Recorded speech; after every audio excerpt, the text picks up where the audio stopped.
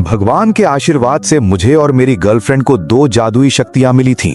पहली थी लड़ने की शक्ति और दूसरी थी सामान जमा करने की शक्ति। मैंने लड़ने वाली शक्ति चुनी ताकि मेरी गर्लफ्रेंड हमेशा महफूज रहे, लेकिन वो एक नंबर की लालची और धोखेबाज निकली। उसने मुझ पर काला जादू और शैतानी मंत्र चलाए और मेरी हत्या कर दी ताकि अगले जन्म में वो मुझसे मेरी लड़ने वाली शक्ति छीन सके और खुद महान बन सके। जब मेरी आंखें खुली तो मैंने देखा कि मैं फिर से उसी दिन वापस आ गया हूँ जहाँ हमें शक्तियां चुननी थी। मेरी गर्लफ्रेंड ने बिना सोचे समझे झपट कर लड़ने वाली शक्ति छीन ली।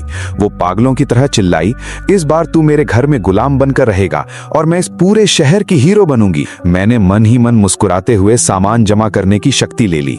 फिर मैंने उस भिखारिन को धक्के मारकर अपने घर से बाहर निकाल दिया और उससे कहा, निकल जा यहाँ से, अब तेरी कोई जरूरत नहीं है। मैंने बैंक से अपना सारा पैसा निकाला और बाजार जाकर अनाज, दवाइयाँ और जरूरत की हर चीज का ढेर लगा दिया। मेरे पास अब इतना खाना था कि मैं पूरी उम्र बैठकर खा सकता था। फिर मैंने एक पहाड़ी पर देवताओं के आदेश से एक बहुत बड़ा और मजबूत किला तैयार किया। उधर मेरी लालची एक्स गर्लफ्रेंड अपने नए गधे बॉयफ्रेंड के साथ मस्ती कर रही थी और मुझे छोटा दिखाने के लिए उसकी तस्वीरें भेजती थी। मैंने उसे अपना पता दिया और साफ कह दिया, भिखारी, अगर कभी भूख लगे तो मेरे पास भीख मांगने आ जाना। कुछ ही दिनों बाद पूरी दुनिया में भयानक ठंड पड़ने लगी। तापमान -60 डिग्री तक गिर गया, पाइपों में पानी जम गया और बिजली कट गई। लोग भूख और ठंड से तड़प तड़प कर मरने लगे। मेरी गर्लफ्रेंड और उसका नया गधा प्रेमी उस भयानक ठंड को बर्दाश्त नहीं कर पाए। उनके पास न खाना था और न ही रहने की कोई गर्म जगह। आखिरकार वो दोनों कटोरा लेकर मेरे किले के पास भीख मांगने आ पहुंचे। उन्हें इस हाल में देखकर मुझे हंसी आ गई।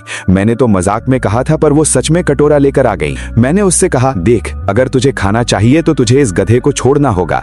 तुझे मेरे घर में मेरी गुलामी करनी होगी, तभी मैं तुझे खाना दूंगा। उसने बिना सोचे तुरंत जवाब दिया, मुझे खाना दे दो, मैं इस गधे को अभी छोड़ती हूँ। मैं तुम्हारी हर बात मानूंगी, बस मुझे खाना दे दो। जो खुद को शहर की हीरो समझ रही थी, आज वो चंद रोटियों के लिए मेरे पैरों में झुक गई थी।